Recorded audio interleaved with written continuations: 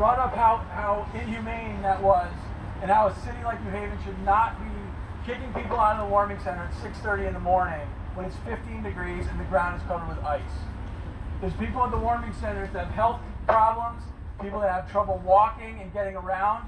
To go out in ice with nowhere to go until 10 o'clock in the morning is completely unacceptable. So we're so grateful to all of you for being out here with us today.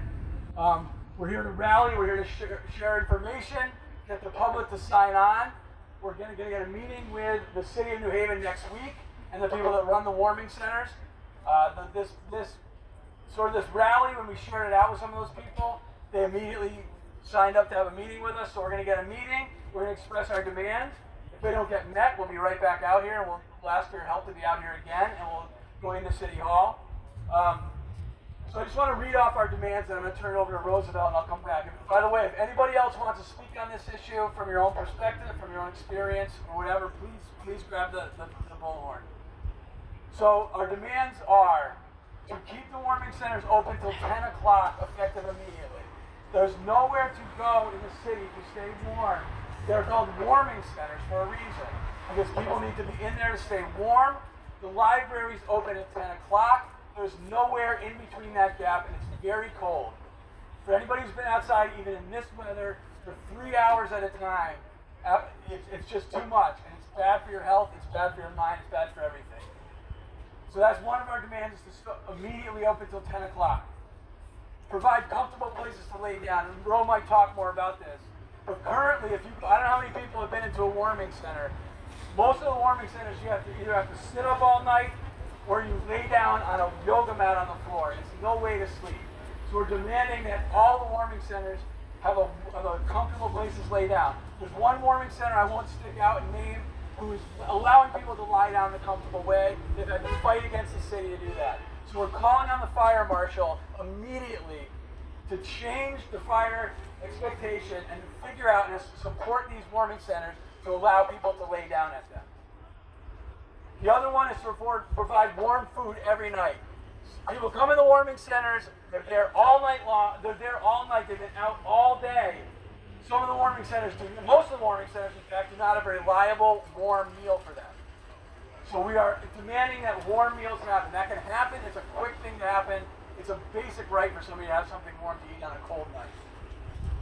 We also, and Ro might talk more about this, but we're also asking the city to, if there's going to be a stay order, if people are going to be able to stay when it's cold, like happened last weekend, we're demanding that the city informs people in multiple ways well in advance, so people aren't figuring out and stressing out as to whether they're going to have a warm place to stay when it's below 32 degrees. And our last one is for next year. We're going to start fighting now for 50 additional places to stay, at least 50 additional places to stay in warming centers. I'm going to hand it over to Roosevelt now. He's a far better speaker than I am. If anybody has questions, find these flyers, and if anybody's feeling the urge to speak, grab the bullhorn after Roosevelt. All right, I'm going to go get his face. Can you watch my stuff?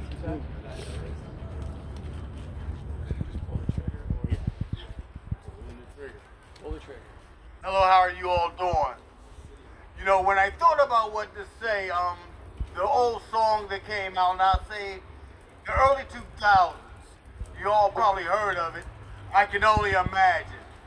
Well, I wish that was the case for me, because I wish I can only imagine what it is to be put out in the cold every morning, but unfortunately, for me, that's a reality. I wish I can only imagine what it is with nowhere to go. You know, if you don't want to imagine, you can just use your own 2 eyes. You see people every day when it rains, they bring their dogs inside, but yet I'm put outside. I wish I can imagine how it is to be treated better than a dog. A lot of you are our allies. A lot of problem is that we have silent allies. And I'm hoping as you see me on this blowhorn today that you'll speak too, that you'll no longer be silent. You know, and I appreciate each and every one of you that came out here with us today, because there are those that care, and I appreciate that. But what I want to say to you also is that Billy is absolutely right. To come in and hoping that you can lay down. Just things that most people take for granted. A meal. You know, once you've been out cold all day. Somewhere besides the chair that you could just hopefully lay your head on the table if there's a table provided. You know, these are just basic things that we think that any human being deserves. And sometimes we need a little help to remember that you too are human. You know, I had a conversation with a friend not too long ago. If I was walking down the street, no matter how much money I had in my pocket, that I would take the time to pick up a penny. And the reason why is because I know, even though that penny may seem small, it has value. So sometimes people need a little help remembering that they too have value. And that's exactly what we want our city to see. Because there's an old statement that says that we will not be judged on how we treat those with an abundance. We'll be judged on those of us that has the least. And even if you weren't to quote the politician, well, a lot of us could go a whole lot further back. It was a man by the name of Jesus Christ. He says, as you do to the least of these, you do also unto me. So for all those that consider themselves men or women of God, I ask that you remember that as well. But a second ago, I asked that our friends out here no longer remain silent. So my question is, who is next to grab this blowhorn?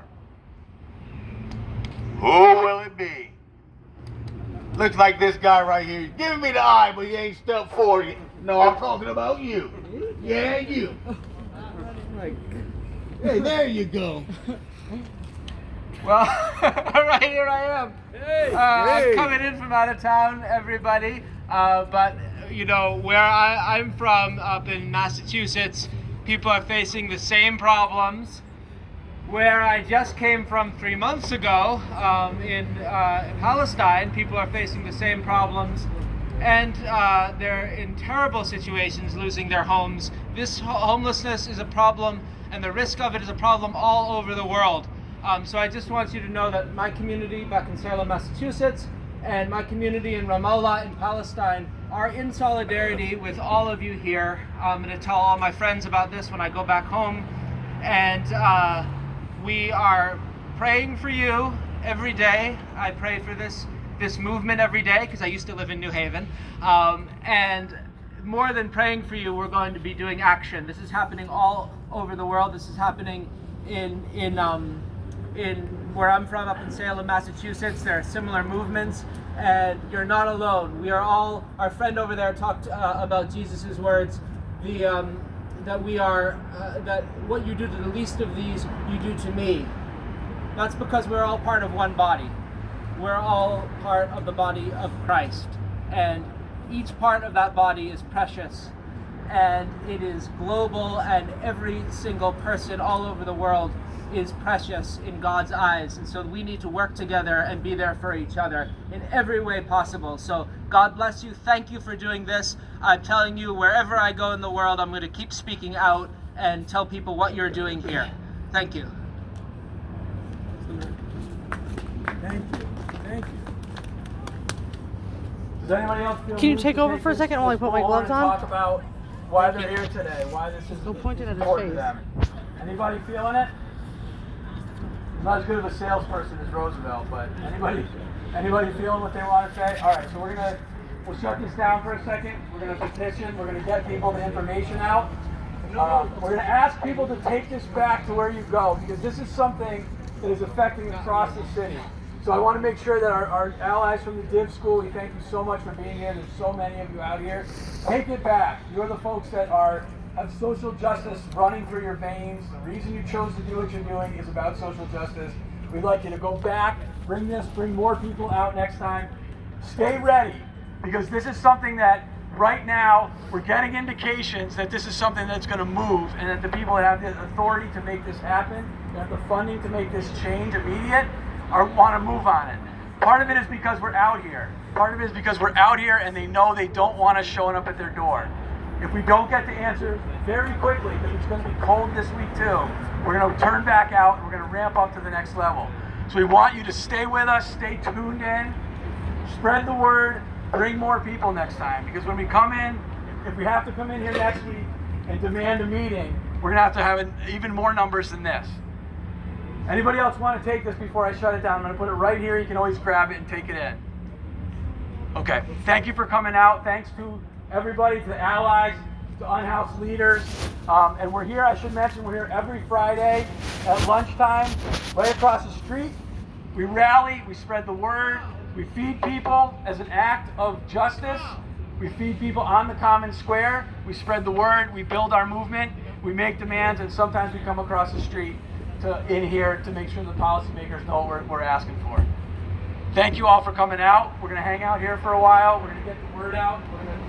As people come by, we're going to make sure they know about what we're about. So make sure you get the word out. And like I said, spread the word to your communities. Thank you.